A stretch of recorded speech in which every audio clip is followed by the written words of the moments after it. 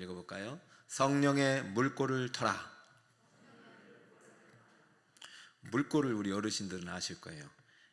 논에 보면은 이제 논뚝이 있어요. 그래서 이제 이 논뚝을 좀 이렇게 뚫어서 물이 들어가는 통로를 만드는데 그것을 이제 물꼬라고 그래요. 그 물꼬가 막혀 있으면은 물이 공급이 되지 않고 결국 이 논은 자라지 못하고 죽게 되는 것이죠.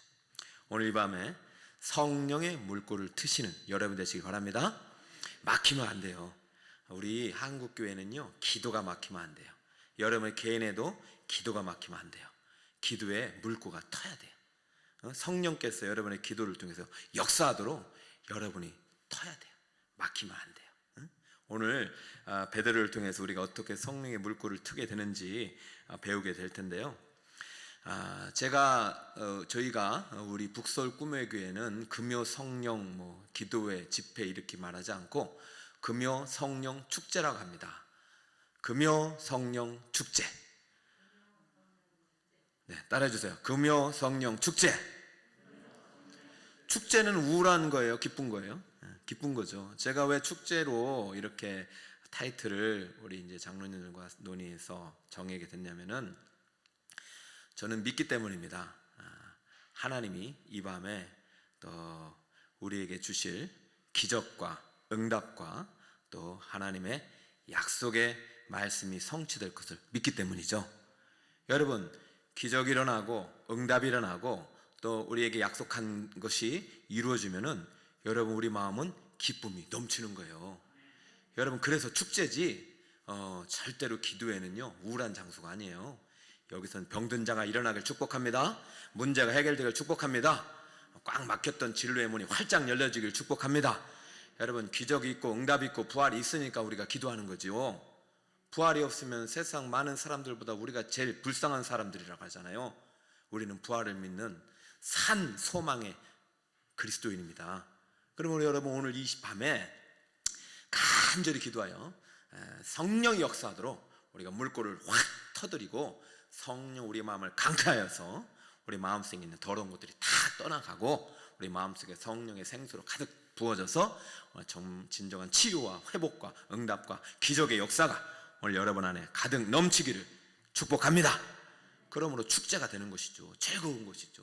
성령 축제 끝나고 나서 마음이 기뻐야 되시고 간증하고 싶고. 오늘 베드로가 이러한 축제의 원리를 오늘 소개하고 있어요. 자, 첫 번째로 오늘 베드로가 갑자기 등장하는데 요빠의 여제자 다비다를 고치는 현장으로 여러분을 인도하겠습니다. 그러면 이 베드로를 통해서 여러분이 어떻게 성령의 물꼬를 확 트게 되는지 오늘 배우게 되는 거예요. 36절을 같이 한번 읽습니다. 시작. 요빠에 다비다라 하는 여자제가 있으니 그 이름을 번역하면 도로가라. 선행과 구제하는 일이 심히 많더니. 여제자가 한 명 있었는데 이름은 다비다예요. 도로가라고 그래요. 다비다는 히브리식 이름이고 도로가는 헬라식 이름입니다. 이 사람은 구제하는 일이 심히 많아요. 여러분, 이 정보만을 가지고도요 다비다라는 사람이 얼마나 칭찬받는 성도이고 크리스찬인지 알 수 있어요. 제자란 말은 아무에게나 붙이지 않습니다. 제자는요 예수님을 따라가는 사람이에요. 경건한 사람이에요. 말씀대로 행하는 사람이에요. 성령 충만한 행하는 사람을 사도행전은 제자라고 했어요. 복음서의 제자와는 차원이 달라요. 제자는 아무나 제자가 아니에요. 진정으로 예수님의 말씀대로 예수님 따라가는 신실한 크리스찬을 제자라고 했어요. 근데 이 사람은 교회에서만 제자가 아니에요. 세상에서도요 구제하는 일이 심히 많고 선행을 행했던 사람이에요. 요한일서 말씀을 통해서 우리가 사랑의 대미션, 하나님을 사랑하고 이웃을 사랑하라는 대미션을 구원받은 자가 행해야 할 사명이라고 소개했는데 지금 이 친구는 사랑의 대미션을 성실하게 행했던 사람이에요. 여러분, 우리가 신앙생활 하면서 항상 목표는 이러한 거룩하고 경건하고 하나님께도 인정받고 세상에서도 빛과 소금의 역할을 하는 것이 우리의 목표입니다. 근데 우리의 목표가 그런 것들을 통해서 복을 받고 성공하고 부자가 되고 많은 사람들한테 막 이 칭찬받고 높임받는 게 목표가 되면은 우리 신앙은 올무에 빠지게 돼요. 지금 다비다라는 사람이 이 정도로 하나님을 잘 섬기고 세상을 사랑하고 세상에서 선한 영향력을 행사했다면 하나님이 다비다를 그냥 공직에 세우든지 부자가 되게 하든지 해야 되는데, 지금 어떤 일이 있었냐면 37절에 보니까 그때에 병들어 죽음에 이르게 되어버렸어요. 그때가 뭐예요? 신앙생활 잘하고 기도도 열심히 하고 그리고 착한 일도 많이 하고, 다 저 다비다 같은 사람이 돼야지. 와, 나 저 장로님처럼 돼야지. 야, 나 저 집사님처럼 되고 싶다. 나 저 목사님처럼 되고 싶어. 여러분, 이런 소망을 주시는 분이 얼마나 행복한 삶을 살아가고 있어요. 전 다비다는 참 행복했다고 생각해요. 그런데 갑자기 병들어 죽음에, 병들어는 분사, 죽음에는 과거형. 갑자기 병들어서 죽은 게 아니에요. 오랫동안 투병하다가 죽은 거예요. 여러분, 이 여인이 무슨 병에 걸렸는지 모르겠어요. 복음서에는 많은 여인들이 나오는데 다 그냥 병든 여인들만 나오잖아요. 18년, 12년, 남자들은 38년. 저는 병들어 죽음의 이 단어 속에서 분사형을 쓰고 있으니까 계속해서 기간을 얘기하지는 않지만, 투병하다가 투병 속에서도 병들었는데도 그렇게 하나님을 잘 믿고 제자로서 선행을 행하고 칭찬받던 사람이에요. 그런데 하나님이 그 병을 안 고쳐주시고 죽었어요. 시체를 씻었어요. 타락에 뉘었어요. 끝났어요. 충성되이 하나님을 사랑하고 이웃을 사랑했던 크리스찬의 마지막 모습. 저는 이것을 보고 많은 사람들이 또 시험에 들지는 않았나 또 걱정이 되는 거예요. 아니야 다를까 많은 사람들이 지금 이 도르가 다비다의 죽음을 슬퍼하고 있습니다. 물론 그것만으로도 이제 성공한 인생을 살아간 거죠.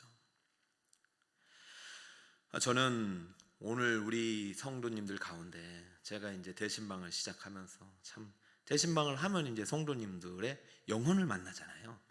항상 우리 성도님들을 주일날 볼 때는 다 환하고 웃고 건강해 보이는데요, 대신방만 하면은 그 마음이 보여요. 아프고 찢기고 깨지고 상한 마음이 보여요. 이야기를 듣다 보면. 여러분, 어떻게 우리의 신앙이 하나님 앞에 아름다우면 우리의 삶도 아름다워야 되는데 현실은 그렇지 못한 거예요. 절망이 있고 죽음의 현실이고 병든 현실이고, 이렇게 열심히 살았는데도 타락에 누인 인생이 된다면 우리는 어떻게 신앙생활의 목표를 가지고 살아가야 될까요? 저는 이 본문 속에서 우리가 다비다에 주목하기보다는 베드로에 좀 여러분이 주목했으면 좋겠어요. 지금 갑자기 우리가 이제 엘리야를 보기 전에 루다에서 우리가 한 사람 중풍병자를 한 명 살렸어요. 애니야를 살리고, 오늘은 갑자기 베드로가 누굴 살리냐면은 다비다 도로가를 살리고 있어요. 중풍병도 우리가 볼 때는 아주 부정한 병이고 불치병이고 고통스러운 병이에요. 근데 죽음은 뭐 말을 할 것 없죠. 이 죽음은 끝이니까. 근데 예수 믿는 사람에게는 이 죽음 앞에서도 죽었을지언정 죽을 현실이라도 끝이 아니라는 이야기를 하고 싶어 해요. 지금 본문이. 여러분, 중풍병자도 지금 베드로가 살렸어요. 근데 지금 누구를 지금 살리려고 하고 있느냐? 죽은 다비다를 살리려고 해요. 여러분, 다비다가 선한 행실을 했기 때문이 아니에요. 지금 하나님께서는 지금 사도행전을 통해서 베드로를 의도적으로 이 두 사람의 고친 현장을 자세하게 우리에게 소개하고 있다는 것을 아셔야 돼요. 그래서 우리의 일생 속에서 내 혼자 힘이 아니라 죽어가는 현실, 병든 현실 속에서 병든 몸과 마음, 그 속에서 어떻게 성령이 우리를 통해서 일해서 이것을 고쳐나가시고 회복시켜 나가는지를 배우기를 원하십니다. 이미 병들어 죽은 다비다의 시체가 단락에 올라갔는데 무슨 생각인지 모르겠어요. 갑자기 베드로를 초청하고 있어요. 자, 사역의 절정기에 있는 베드로를 초청하는 38, 39절을 우리 함께 한번 읽어볼까요? 시작. 룻다가 요바에서 가까운지라 제자들이 베드로가 거기 있음을 듣고 두 사람을 보내어 지체 말고 와달라고 간청하여 베드로가 일어나 그들과 함께 가서 이르매 그들이 데리고 다락방에 올라가니 모든 과부가 베드로 곁에 서서 울며 들어가가 그들과 함께 있을 때에 지은 속옷과 겉옷을 다 내보이거늘. 이 본문 보면은 풍성한 이야기들이 있죠. 아니 무슨 속옷과 겉옷을 왜 보여주는데요? 그리고 지금 얼마나 많은 사람들이 와서 왜 같이 울고 있는데요? 그리고 이미 죽었는데 끝났는데 왜 지금 베드로를 왜 초청하는데요? 베드로가 예수님입니까? 지금 끝났어요. 죽었다고 했어요. 과거형이에요. 분명히 제가 봤어요. 염까지 했어요, 여러분. 그런데 지금 왜 베드로를 초청해요? 다시 말씀드립니다. 너무 다비다를 사랑했어요. 이 사람이 이렇게 죽으면 안 되는 거예요. 하나님 살아계시다면 다비다는 이렇게 죽으면 안 되는 거예요. 이거는 받아들이기 어려운 거예요. 교회가 이 다비다의 죽음 앞에 큰 충격을 받았고 어떻게든 살리고 싶은데 누구를 초청했다고요? 저는 이 사실만 놓고 볼 때 저는 베드로가 이 정도가 된단 말이죠. 저도 이제 소망을 품게 되는 거죠. 만약에 생각을 해보세요. 베드로가 사도행전 1장, 2장, 3장에 있었을 때 다비다가 죽었다 초청을 안 했다고 봅니다. 지금요 베드로는요 많은 시간이 흐르고 있어요. 그리고 베드로는 지금 엄청나게 사역의 절정기에 다다랐어요. 그리고 베드로는요 이미 누구를 고쳤어요? 중풍병자를 고친 상태예요. 이 소문은 제자들에게 퍼져 있었어요. 그리고 지금 사람들이 다비다의 죽음을 받아들이지 못하고 베드로를 초청할 정도로 높아져 있어요. 저는 이 정도면은 정말 베드로가 교만해도 될 텐데 안 그런 것 같아요. 오늘 제가 본문 읽어보니까 저도 그래서 오늘부터 나는 성령의 물꼬를 확 튀어가지고 지금부터 성령이 내 논밭에 내 어떤 그 가시밭과 같고 돌밭과 같고 그냥 길가밭과 같은 내 이 밭을 아주 좋은 밭으로 성령이 어떤 물로 성령의 생수로 불로 아주 새롭게 만들어야 되겠구나. 그럼 언젠가 나도 절정에 이르는 베드로 같은 아름다운 성령과 권능의 사람이 되겠구나. 여러분 크리스찬은 이게 기회 아닐까요?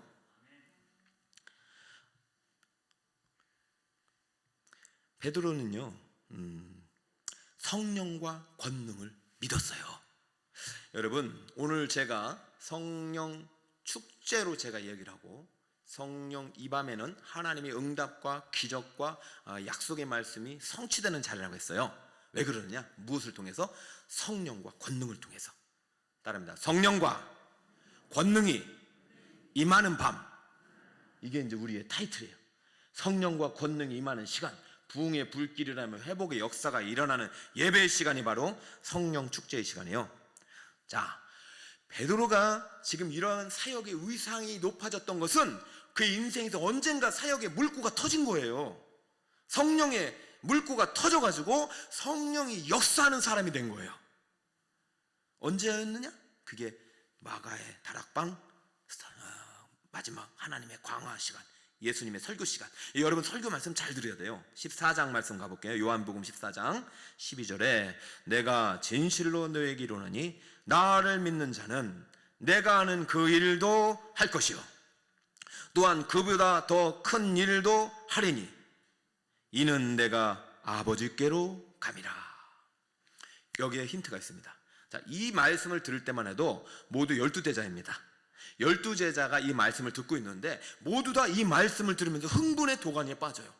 지금 우리가 지금까지 사역한 예수님의 모습을 봤는데 병든 자를 고치고 죽은 자를 살리고 기적 같은 일을 일어나고 그 다음에 아마 물을 걷기도 하고 이런 놀라운 초자연 능력을 행하셨는데 그런 일을 우리도 할 수 있다니 그 이유가 무엇인가 곰곰이 생각하면 이는 내가 아버지께로 감이라.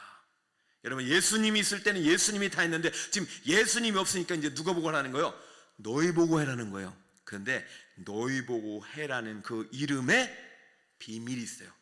너희 보고 그냥 하는 것이 아니에요. 13절 너희가 누구의 이름으로? 내 이름으로. 무슨 말이냐? 예수님이 아버지께로 가신 다음에 예수님이 누구를 보내셔요? 보혜사 성령님을 보내시고 보혜사 성령님이 내 이름을 통해서 너희가 구하고 찾고 두드리는 모든 것들에 하나님의 응답과 기적의 역사를 일으킬 것이다. 누구의 이름으로? 예수의 이름으로, 성령의 능력으로. 할렐루야. 그러니까 너희들은 지금 성령의 통로가 돼야 돼요. 그러니까 우리 인생에 있어서 막혀있고 안 되고 막 병들고 앞에 깜깜할 때 막 물꼬를 트야지. 그래서 성령이 확 밀려와서 내 삶을 다시 갈아엎을 수 있도록 우리가 그분께 드려야 우리는 꽉 막고 있어요. 꽉 막고 있어요. 왜 막는지, 어떻게 막는지, 막힌 게 뭔지도 잘 모르는 상태에서 답답한 채 그냥 누구처럼? 다비다처럼, 애니야처럼 병든 채, 방치한 채 살아가고 있죠. 여러분, 저는 오늘 이 베드로를 초청하는 현장에서 여러분에게 물론 우리가 애니야나 다비다처럼 병든 몸이 고침받고 그리고 죽은 사람이 다시 살아나는 이런 기적도 우리가 바라는 어떤 소원 중에 하나이겠지만, 진정으로 하나님께서 이 본문을 통해서 원하시는 것은 베드로와 같이 성령의 물꼬가 터져서 우리가 성령의 사람이 되어 우리가 손대고 우리가 기도하고 우리가 만지고 행하는 모든 일들을 통해서 하나님의 기적의 역사를 행하는 주인공이 되길 원하고 계십니다.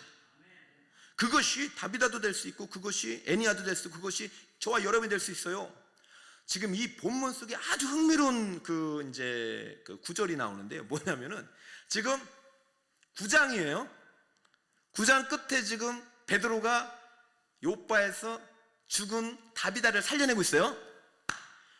베드로의 사역의 절정기예요. 아주 탑이에요. 거의 예수님과 모금 가는 지금 사역을 하고 있잖아요. 그런데 지금 누가 1등병으로 지금 이 사역의 현장에 시작하고 있느냐, 누가 지금 성령의 물꼬가 터져가지고 이 사역의 부름을 받고 있느냐면 누구일까요? 바로 사도 바울이에요. 자, 9장 1절을 볼까요? 사울이 주의 제자들에 대하여 여전히 우역과 살기가 등등하여 대제사장에게 가사. 여러분 9장 1절부터 여러분 다 아실 거예요. 지금 우리가 31절까지 사울이 다메섹 도상에서 예수님을 만난 스토리를 지금 9장 1절에서 쫙 전개하면서 사울이 갑자기 물꼬는 터졌는데 아직 시간이 필요한 거예요. 성령의 사람으로 변화되고 회심해서 그가 하나님의 아름다운 사역의 어떤 그 능력 있는 사람으로 쓰임받기 위해서 그는 지금 멋지게 막 시작했다가 갑자기 다소로 빠집니다.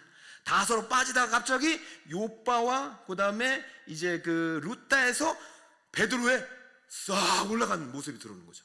여러분, 사울의 이등병의 모습이 보이고 베드로의 거의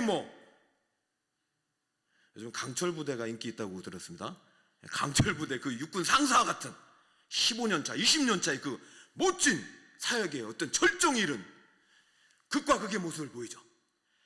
여러분, 지금 사울이 물꼬가 터졌어요. 성령을 받았어요.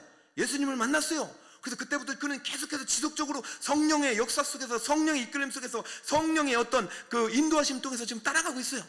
근데 이미 베드로는 오랜 시간 예수님과 함께 했던 그 사역의 말씀을 지금 성령을 통해서 다시 한번 깨닫고 성령의 역사를 따라 중풍병자를 고치고 시체를, 죽은 자를 고치고 복음 전파 사역을 통해서 가는 곳곳마다 놀라운 부흥의 역사를 만들어가고 있습니다. 그렇다면 지금 하나님께서는 이 베드로의 사역의 절정기 속에서 지금 사울이 펼칠 아름다운 성령의 역사를 다시 한번 예고하고 있는 것이죠.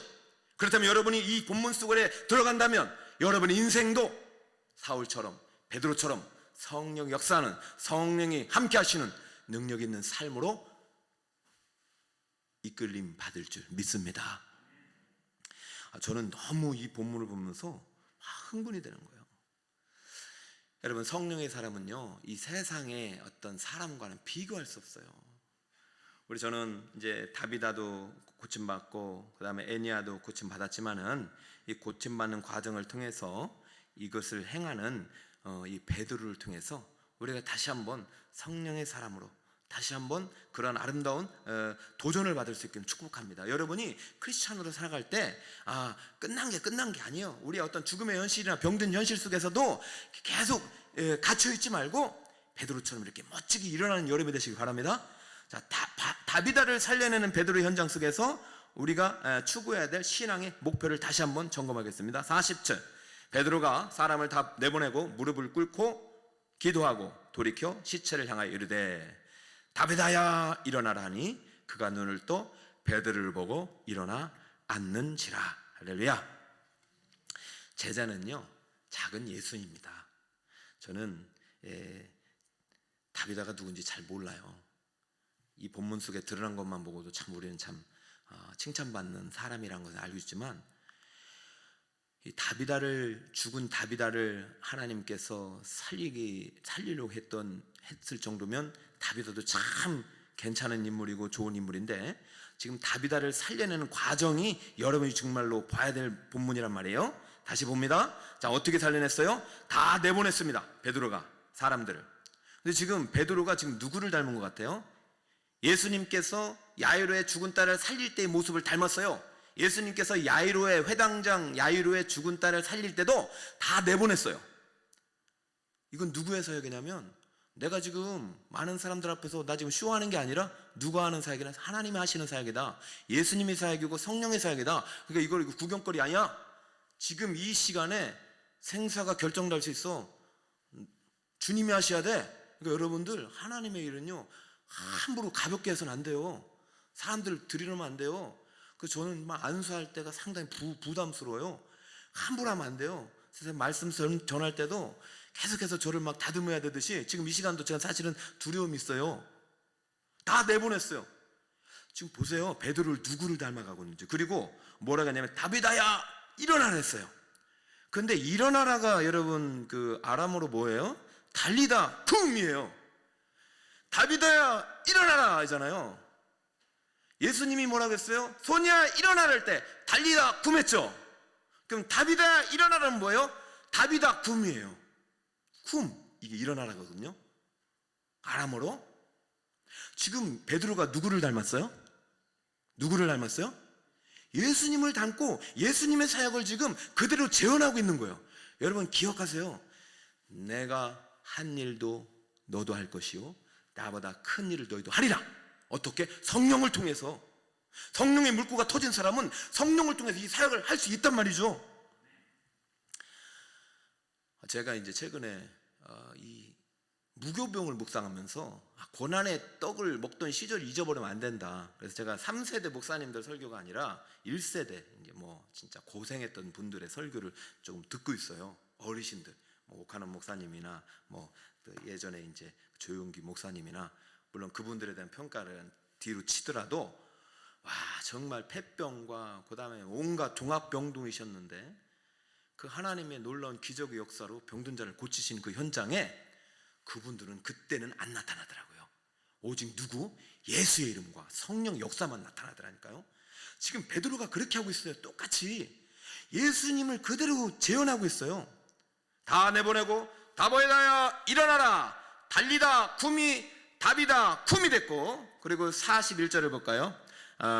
손을 잡습니다. 베드로가 손을 내밀어 일으키고, 예수님도요 그 소녀야 일어나라고 손을 잡아서 일으켰어요. 그리고 예수님이 죽은 자를 살리신 후에 많은 사람들이 예수가 하나님의 아들이심을 믿었어요. 복음이 전파되는데 이 병든 치유 사역이 쓰임 받았어요. 자, 그런데도 오늘도요 이 욥바의 이 치유의 현장에서 예수님의 복음이 전파돼요. 자, 욥바 42절, 온 욥바 사람이 알고 많은 사람이 주를 믿더라. 할렐루야. 여러분, 지금 베드로는 누구의 이름으로 이 다비다를 살려낸 것일까요? 예수님의 이름으로, 성령의 능력으로 이 다비다를 살려내고 있는 것입니다. 여러분, 베드로 안에 있는 성령으로 가능했던 거예요. 베드로 안에 있는 성령이 예수님이 행하셨던 기적의 그 현장을 그대로 가져와서 베드로를 통해서 일하고 계신 것입니다. 여러분들도 오늘 기도할 때 예수의 이름으로 기도하고 성령의 인도하신 날 기도할 때 성령께서 예수님께서 행하셨던 기적의 현장을 그대로 나의 입술을 통해서 여러분의 어떤 이 기도의 현장을 통해서 역사하게 되는 줄 믿으시기 바랍니다. 이것이 원리예요. 사도행전 3장에 보면은 안진뱅이를 고칠 때 안진뱅이를 고칠 때의 베드로와 지금 죽은 다비다를 지금 살릴 때의 베드로는 정말 큰 차이가 있습니다. 다시 말씀을 드리면 이 요바에 있는 제자들이 사도행전 3장 시절에 베드로를 초청을 안 했다고요. 그리고 지금 다비다가 죽었는데 보니까 다메섹 도상에서 예수님을 만난 그 죄인 중에 계셨던 사울이라는 사람이 지금 회심해가지고 아주 그냥 능력을 받은 것 같아 하고 사도 바울을 초청하지 않았다고요. 지금 이 다비다를 살려달라고 누구를 초청했느냐? 이미 성령의 물고가 터진, 그래서 성령의 사람으로 다시 한번 새롭게 아름다운 믿음의 장성의 분량으로 자라나서 세계 절정에 올라가 있는 베드로를 초청했다는 것입니다. 여러분, 언젠가는 여러분에게도 이러한 어떤 성령의 강한 터치가 일어나길 축복합니다. 한 번쯤은 터져야 돼요. 여러분, 저도 이제 고등학교 때 방언을 했지만 방언을 받고 나서 여러분들 주변 사람에게 방해되고 막 자기 방언을 막 드러나고 이런 사람들은요, 제대로 된 은사가 아닙니다. 제가 이제 다음 주부터 기도 중이에요. 이제 고린도전서 12, 13, 14장에 이제 은사장이거든요. 이것을 좀 해야 되겠다는 마음이 드는 게, 왜냐하면 성령의 역사가 여러분을 통해서, 우리 교회를 통해서 일어나기를 하나님께서 원하고 계십니다. 그러면 여러분들이 성령의 물꼬를 탁 트야 되는데 여러분 지금 꽉 틀어막고 있어. 이거를 논에 물이 들어가야 되잖아요. 그래야 곡식이, 밭이 기름져서 곡식이 잘 자라서 열매 맺는데, 우리가 지금 신앙생활하면서 열매가 없는 신앙, 응답이 없는 신앙, 하나님이 없는 것 같은 맨날 중풍병, 죽음의 현실 속에서 울고 그런 삶을 살아가면 안 되잖아요. 그러니까 여러분들이 지금 어떻게든 여러분 스스로가 이 물꼬를 탁 틔워가지고 물이 확 들어올 수 있도록 여러분이 주님께 여러분 자신을 내어드리기를 축복합니다. 사도행전 3장에 물꼬가 터졌다니까요. 어떻게 터졌어요? 첫 번째는요, 회개를 통해서 그는 터졌어요. 여러분, 베드로는요, 사도행전 2장에서 이제 성령의 강림을 통해서 성령 체험을 한다면은 그가 가는 곳마다 회개의 기도를 전파했어요. 회개하라. 너희가 회개하여 예수 그리스도의 이름으로 세례를 받고 제사함을 받으라. 여러분 앞에서 회개하라. 예수 그리스도의 이름으로 세례를 받고 제사함을 받으라. 이게 없이는 성령이 역사하지 않아요. 회개하지 않으면 문이 꽉 닫힌 거예요. 여러분들께서 항상 주님 앞에 나갈 때는 기도할 때마다 회개 기도를 많이 해야 돼요. 보혈 찬송을 많이 해야 돼요. 다시 한번 강조합니다. 여러분 평생 회개해야 돼요. 우린 죄인이에요. 왜요? 죽잖아요. 죄의 섹은 사망이잖아요. 육신의 죽음은 우리가 죄인임을 예표하고 있는 거예요. 우리 영혼은 죽지 않아요. 영은 이미 살아있어요. 부활 생명의 주님이 내 안에 계시기 때문에 영혼은 부활의 날에 부활의 몸을 입게 되는 거예요. 그러나 우리의 육신은 죽어요. 죄값으로. 여러분, 그럼 우리는 날마다 이 죄성이 우리의 영을 더럽히지 않고 우리의 몸을 더럽히지 않도록 날마다 회개하여 성령의 씻음을 받아야 돼요. 그 회개가 문을 딱 여는 기도예요. 여러분들, 내가 회개할 거 없어? 나는 잘못한 거 없어? 다 저 사람 때문이야? 저 사람이 잘못이야? 나는 떳떳해? 맞아요. 그러나 하나님 앞에서는 절대 그런 말 할 수가 없는 거예요. 그러니까 하나님 앞에 나와서 항상 회개하고 내가 용서할 수 있는 힘을 하나님께 받고 성령의 능력을 받아가지고 누군가를 사랑하고 용서하고 찾아가고, 그렇게 해야만이 지금 뚝이 딱 물꼬가 터지는데 꽉 다물고 그냥 그 상처 속에서 그냥 쭉 다비다와 애니야처럼 죽어가는 거예요. 그러면 안 돼요. 여러분이 자꾸 회개하여 예수 그리스도의 이름으로 세례를 받고, 우리는 이제 성령 세례, 중생의 세례 한번 받았지만 매일매일 성화의 씻음이 있어야 되는 거예요. 중생의 씻음과 성령의 새롭게 하심을 통해서 매일매일 이 회개의 물꼬가 터져가지고 우리의 영혼이 깨끗함을 받아야 되는 줄 믿습니다. 그래야 여러분이 통해서 성령이 예수님이 하신 사역을 재현하게 되는 거예요. 여러분이 기도하면 병든 자가 일어날 길 축복합니다. 여러분이 기도하면 죽어있는 현실이 다시 한번 새롭게 살아나길 축복합니다. 여러분이 중보하는 그 누군가의 기도에 응답이 있기를 축복합니다. 목사님에게만 이런 특권을 주신 거 아니에요. 성령이 사람에게 이런 특권을 주시는 거예요. 목사님은 여러분이 많은 기도를 해주시니까 좀 더 하나님이 더 들어주시는지는 모르겠어요. 그 하나님은요, 오늘 누구에게도 이걸 열어놓으셨어요. 내 마음에 죄악의 뚝이 터지고 교만의 뚝이 터지고 불신앙의 뚝이 터지길 축복합니다. 미움과 질투와 분노와 걱정과 근심과 염려로 가득한 내 마음의 고민의 마음의 저수지가 다 성령의 생수로 갈아엎어지기를 축복합니다. 그러면요, 달라지는 거예요. 여러분, 회개의 기도는요 진짜 필수예요. 항상 기도할 때 충분히 회개하고, 안 되면 찬송으로 회개하고, 안 되면 보혈 찬송하고, 오늘 저녁 할 때도 무조건 첫 기도는 회개로 시작하세요. 두 번째는 여러분이 성령의 물꼬를 틀려면 습관의 기도를 항상 해야 돼요. 제9시 기도 시간에 베드로와 요한이 성전에 올라갈세. 지금 베드로가 성령의 물꼬를 어떻게 터쳤는지 얘기하는 거예요. 베드로는요 회개할 거 많은 사람이죠. 예수님을 저주했던 사람이죠. 예수님을 부인했던 사람이죠. 근데 그것만 회개한 게 아니에요. 베드로는 그 자체, 존재 자체가 하나님 앞에서 회개의 제목이었어요. 나는 하나님 앞에서 의로울 수 없는 죄인이구나, 이런 인식을 평생 갖고 있었기 때문에 내가 하는 것이 아니라 나는 십자가 못 박혀 죽어야 되는구나, 정과 욕심을 매일 죽어야 되는구나, 이 회개를 통해서 베드로는 항상 이 뚝이 터지고 그 물꼬가 터져가지고 계속해서 그 밭이 성령의 생수로, 성령의 불로 가득했던 것이에요. 그리고 나서 그는 이 기도 시간이 멈춰지지 않았어요. 제9시 기도 시간에. 여러분, 기도할 때 눈물이 마르지 않는 성도 여러분 되시길 축복합니다. 하나님이 나를 구원하시네 감사하고, 내 죄 때문에 눈물을 흘리고, 구원의 응답 때문에, 기도 응답 때문에 눈물을 흘려야지 맨날 누구 미워하고 내 마음에 상처, 쓴뿌리 붙잡고 상처 붙잡고 상처가 훈장처럼 영광처럼, 여러분 그러시면 안 돼요. 여러분 죽어가서는 안 돼요. 이전 지난 것들은 다 그냥 주님께 다 맡겨버리고 이제 새로운 성령의 새 영을 받아야 되는데, 여러분 계속해서 과거의 어떤 습관과 과거의 영광과 과거의 그 아픔 속에서 죽어가면 안 되는 거예요. 그러니까 지금 베드로는요 자기가 예수님을 버렸다는 그 죄책감 속에서 죽어가지 않았어요. 예수님 부활해도 떳떳하게 못 만났지만 성령 받은 다음부터는 이제는 성령의 물꼬를 확 터지고 내가 과거에 잘못했던 것들은 성령의 역사로 그냥 다 몰아내고 있잖아요. 언제? 기도 시간에. 여러분, 그래서요 철저하게 하나님께 기도하는 시간을 구별해 들으시길 바랍니다. 제9시 기도 시간에. 첫날이 아닙니다. 언젠지 몰라요.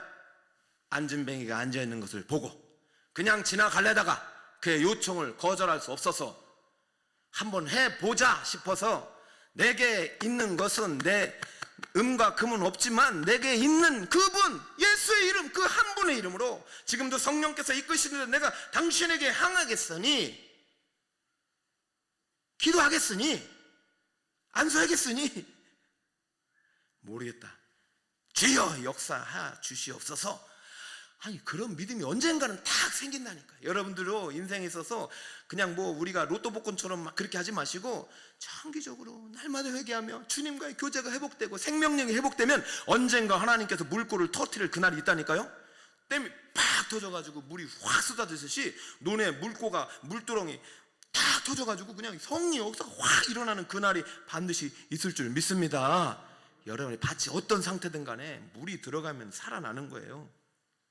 특세가 계속 돼가면서 4차까지 됐잖아요. 제가 지금 고민이에요. 한 번 할 때 제가 너무 힘들고 뭐 그렇게 이렇게 제가 고민이에요. 근데 이제 계획은 1년에 3번 하겠다고 계획을 세워놓고 지금 뭐 후회를 하고 있어요. 이거를 2번으로 줄이는 방법은 없나 뭐 그러고 있고. 근데 저는 이제 이게 제 마음대로 되는 건 아니고, 이제 기도하면서 하나님이 이제 방법도 알려주시고 본문도 알려주시니까 한 1차 때는요 막 끓었다가 확 식어버렸고, 2차 때는 막 끓었다가 조금 이렇게 좀 이렇게 뭐가 열매가 좀 보이다가, 3차 때 또 막 끓었다가 이게 이제 기간이 조금씩 늘어나는 게 보이고, 그러니까 성령의 역사가 일어나는 역사. 그런데 여러분, 제가 이제 뭘 자꾸 말씀드리고 싶냐면 다비다와 애니야처럼 멈춰 있으면 안 되는 거예요. 여러분, 우리가 죽은 현실, 아픈 현실 속에서 계속 그러지 말고 자꾸 뭘 터뜨려야 된다? 성령의 물꼬를 따릅니다. 성령의 물꼬를 터뜨리자. 주님이 와서 일하게 하시란 말이에요. 여러분, 다른 사람은 못 고쳐. 저도 제가 고칠 줄 알고 진짜 열심히 했거든요. 장례식도 다 갔고, 뭐 아프다 가면 무조건 병원은 다 갔고.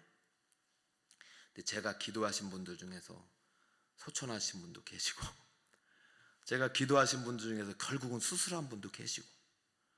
그런데요, 하나님은요, 그러한 나의 열심이 아니라 그러한 사역의 현장 속에서 계속해서 그러한 우리의 어떤 그 하나님을 향한 열심이 물꼬를 계속 확대시키고 터뜨리시더라니까요.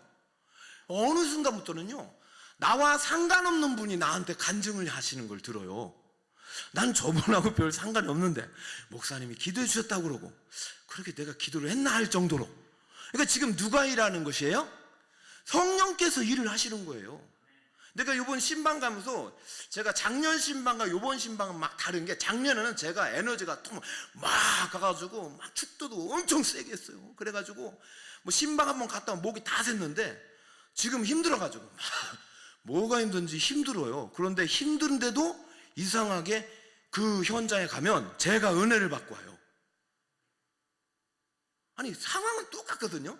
작년이나 올해나 달라진 게 별로 없는데, 한 4차 특별 새벽기도 하고 또 성령 축제 시간에 자꾸 성령과 권능에 대한 기름 부음에 대한 말씀하다 보니까 성도님 안에 일하시는 주님이 보이기 시작합니다. 성도님 안에 역사하시는 성령이 보이기 시작합니다. 제가 10번 찾아가도 안 되는 거 주님이 한 말씀에 변화시키는 역사를 봅니다. 그래요. 성도님이 기적이래요. 자기는 설명 안 되지, 이거는 기적이래요. 그러나 주님께는 기적이 아닌 것입니다. 다비다, 애니야, 중풍병자, 죽은 자, 우리에겐 기적입니다. 그러나 주님께서는 기적이 아닙니다. 주님은 너무나도 쉬운 일이에요. 그러니까 우리가 우리 인생 가운데 죽은 현실 앞에 절망하고 이 사람들처럼 울지 말고 누구를 초청하자? 베드로를 초청하고 예수님을 초청하고 성령님을 초청하시기 바랍니다. 성령님 여러분을 통해 일할 수 있도록, 사람을 초청할 때는 절대적으로 목사님을 초청하든지 누구를 초청하든 절대적으로 이 사람을 통해서, 이분을 통해서, 이 중보 기도자를 통해서 누가 일하신다? 성령님이 일하신다. 성령님은 예수님의 사역의 현장을 재현하시는 분이십니다. 그러니까 여러분, 절대적으로 순서 바뀌면 안 되고, 기도할 때는 예수의 이름으로 성령을 통하여 여러분이 하나님이 일할 수 있도록 여러분이 그분께 물꼬를 확 트시는 여러분 되시 바랍니다. 회개의 기도, 습관의 기도, 습관을 따라 기도하고, 마지막에 따릅니다. 순종의 기도. 오른손을 잡아 일으키니 발과 발목에 곧 힘을 얻고. 지금 뭘 보고 있느냐? 베드로가 지금 안진뱅이를요, 아이 모르겠다, 한 번도 고친 적이 없는데 하나님이 믿음을 주시니까, 내게 금과 은은 없지만 내게 있는 나사렛 예수 그리스도의 이름으로 한번 일으켜 보겠다, 애가 모르겠다, 일어나서요 했더니 벌떡 일어나가지고 그때 물고가 팍 터진 거예요. 하나님이 나를 쓰시는구나. 저주했던 나, 예수님을 저지했던 나, 부인했던 나지만 회개의 기도와 습관의 기도와 오늘 이 시간 말씀대로 내가 한번 할 수는 없지 믿음으로 순종하니까 일어나는구나. 할렐루야. 여러분 순종하세요. 여러분 혹시라도 강단에서 말씀을 전하는 목사님이 회개라고 할 때는 회개해야지, 목사님이 저렇게 나한테 막 뭐라고 한다, 저는 그런 적도 없고요. 강단에서 말씀할 때 순종하고 봉사하고 어떤 그 권면할 때 여러분 한번 순종해 보세요. 기적이 일어납니다. 고구마 전도왕에 있어요. 김기동 목사님이, 집사님인데 이제 목사님이던데, 저는 좀 선입견을 갖고 있었어요. 뭘 전도가, 고구마가 어딨냐, 응? 예수님 전도지, 보혈 전도지. 그러니까 이게 다 간증인 거예요. 간증. 이 김기동 집사님이 참 죽은 현실 앞에 놓인 거예요. 부인이, 딸들이 그렇게 예수님을 열심히 믿으니까, 오늘 다비다처럼 예수님 열심히 믿으니까 핍박을 했어요. 당신은 말이지 남편은 없어? 니들은 아빠는 없어? 안 되겠어. 우리는 뭐 가족도 없냐? 오늘 일요일인데 우리 가족 여행 갑니다. 선포하니까 다들 싫다고. 거기 가서 예배 드리면 되잖아 하고 막무가내로 이제 딸과 아내를 데리고 여행을 떠났다가 그냥 음주운전한 덤프트럭에 중앙선 침범해서 정면으로 충돌해가지고 이 김기동 목사님과 부인과 딸 둘이 그 자리에서 즉사 직전까지 한 거예요. 지금 병들어 죽게 된 거예요. 여러분 어떻게 됐을까요? 저는 그때 이제 이 목사님이 기도를 한 거예요. 다 불타는 자동차 안에서 하나님 죄송합니다. 내가 하나님한테 도전했는데 지금 이렇게 이제 우리 가족 다 죽게 생겼습니다. 이미 딸들은 튕겨 들어가가지고 앞에 꽂혀 있어서 유리창이 다 박혀 있고 아내는 지금 뭔가 모르게 실신해서 피가 철철철 흘리고 자기만 살아있더래요. 하나님 죄송합니다. 내가 하나님을 몰라봤습니다. 한 번만 기회를 달라고. 한 번만. 우리 아이 살려주시고 우리 아내를 살려주세요. 그럼 내가 누구를? 하나님을 믿겠습니다. 여러분 이렇게 예수님 믿으면 안 됩니다. 그런데요 이렇게라도 김기동 목사님은 예수님을 믿은 게 복이에요. 하나님이 아내와 딸들을 살려주셨어요. 병들어 죽기 직전에 살려주셨어요. 병원에서 몇 날 며칠을 간호하던 남편이 의사 선생님이 가망 없다는 소식에서 다시 이제 기적이라고 살아났다 하는 순간, 그 순간 할렐루야 외치면서 김기동 목사님은 쓰러지셨어요. 왜 그러냐면 알고 봤더니 4명 중에 자기가 가장 많이 다쳤더래. 근데 초인적인 힘으로 이 딸과 아내를 불타는 그 자동차에서 끄집어내가지고 병원까지 옮기고 기도하고 그렇게 했던 거예요. 그리고 나서 아내와 딸들이 살아난 걸 보고 할렐루야 하고 쓰러졌는데 눈 떠보니까 옆에서 딸들과 아내가 기도하고 있더라. 우리 아버지를 살려주세요. 우리 아버지를 살려주면 다 우리 아버지 신앙생활 잘하게 하고 하여튼 여러분 이미 아내와 딸들은 답이 다요. 누구 때문에 살아났어요? 응? 한 사람 구원하려고. 여러분 다비다는 이미 천국 갔어요. 왜 살아났겠어요? 오늘 저와 여러분 속에서 죽어있는 현실 속에서 시체 같은 현실 속에서 중풍병에 억눌린 현실 속에서 성령의 역사를 외면하고 성령을 소멸하고 여전히 죽어있는 영적으로 잠들어 있는 영적으로 죽어가 있는 우리들을 살려내려고 다비다도 살려내시고 고구마 전도왕 김기동 목사님을 살려내셔서 그분이 지금까지 전도한 사람만 수천 명에 달합니다. 전도를 어떻게 했느냐? 딴 거 안 했대요. 이렇게 이제 공원을 다니면서 교회 다니십니까?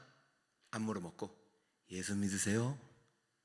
여러분 예수의 이름에 능력이 있다는 것을 깨달았어요.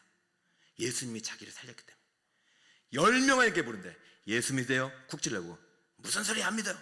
예수 믿으세요? 쿡 예수에다가 7번째 쿡 찌르면 쑥 들어간대.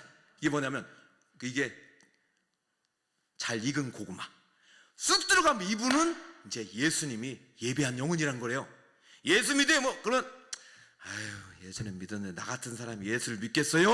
그 순간 쑥 들어가면 나 같은 사람이라니요, 나 같은 사람도 예수를 믿었는데 하면서 그때부터 전조가 돼가지고 그렇게 해서 수천 명을 전도한 거예요. 저는 그 간증을 읽으면서 오늘 본문의 말씀이 이렇게 연결이 됐고, 여러분 오른손을 잡아 일으키니 할렐루야. 아내를 통해든 남편을 통해든 이런 전도자를 통해든 한 번이라도 예수의 복음이 증거될 때 믿음으로 순종하고 아멘할 때 물고가 터집니다. 그 여러분 신앙생활 할 때 막혀 있고 안 되고 병들고 막 죽어 있고 막 내 절망만 가득해도 언젠가 정기적으로 기도하고 회개하면서 주님 앞에 나아갈 때 주님의 음성이 들립니다. 주님의 말씀이 들립니다. 그 말 앞에 순종할 때 여러분의 성령의 물고가 터지고 성령의 역사가 일어나고 하나님의 예수 그리스도의 사역이 현장에 여러분을 통해서 재현되는 역사가 일어날 줄 믿습니다.